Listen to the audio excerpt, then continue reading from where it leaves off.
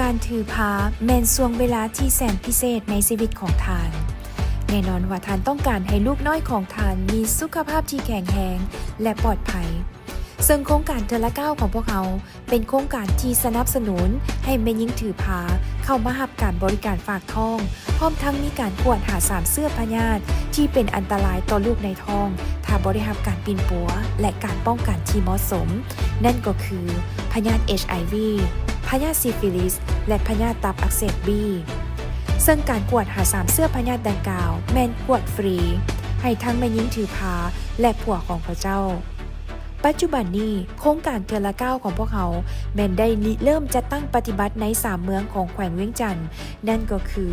เมืองวังเวียงเมืองโพนโฮงและเมืองเวียงคำเพื่อสุขภาพที่ดีของแม่เพื่อสุขภาพที่ดีของเด็กและเพื่อประกอบส่วนในการลดล้างการส่งเสื้อจากแม่สู่ลูกของพยาธิดังกล่าวมาข้างถึงการกวดหาเสื้อ HIV ท่านอาจจะคิดว่าค่อยบ่มีความเสี่ยงดอกค่อยบ่จำเป็นต้องกวดดอกแต่ว่าการกวดหาเสื้อ HIV ก็คือการปกป้องลูกของทานเช่นกันเพราะเสื้อ HIV สามารถผ่านจากทานไปหาลูกของทานได้แต่ถ้าเฮาฮู้ไว้ได้รับการปีนป่วยที่เหมาะสมลูกของทานก็จะมีโอกาสเกิดมาโดยปราศจากเสื้อ HIV ได้การกวดหาเสื้อไวรัสตับอักเสบ B ถ้าแม่หญิงถือพาถูกกวดพบว่ามีเสื้อไวรัสตับอักเสบ B ท่านหมอก็จะได้มีการแนะนำให้กินยาเพื่อป้องกันการส่งเสื้อจากแม่สู่ลูกเมื่ออายุการถือพาได้28อาทิตย์เป็นต้นไปและให้สืบต่อกินยาจนฮอด1 เดือนหลังเกิดลูก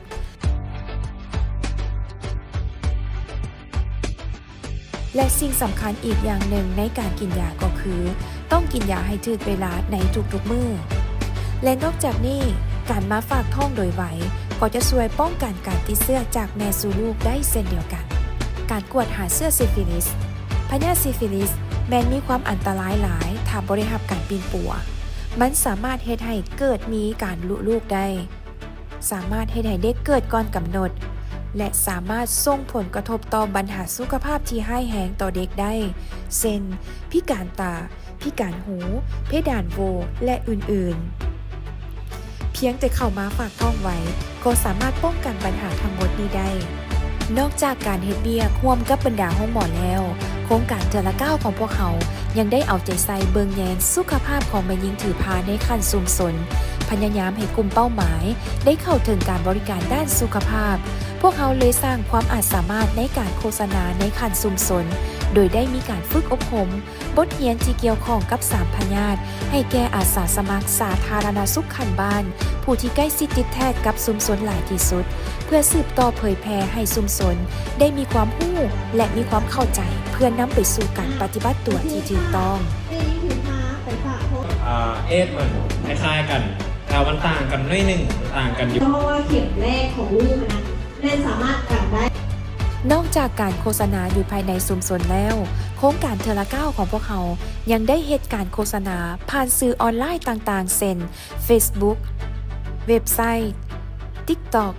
YouTube วิทยุและอื่นๆและนี่ก็คือความมุ่งมั่นของโครงการเทอละ9ของพวกเขาที่จะประกอบส่วนอย่างตั้งหน้าในการช่วยให้เด็กที่เกิดใหม่ห่างไกลและปลอดภัยจาก3เสื้อพยาธิก็คือ HIV ซิฟิลิสและพยาธิตับอักเสบ B ขอให้ทานจื้อไว้ว่าเพื่อให้ทานและลูกของทานปลอดภัยการได้รับการกวดหา3เสื้อพยาธิ HIV ซิฟิลิสและพยาธิตับอักเสบ B ไว้เท่าใด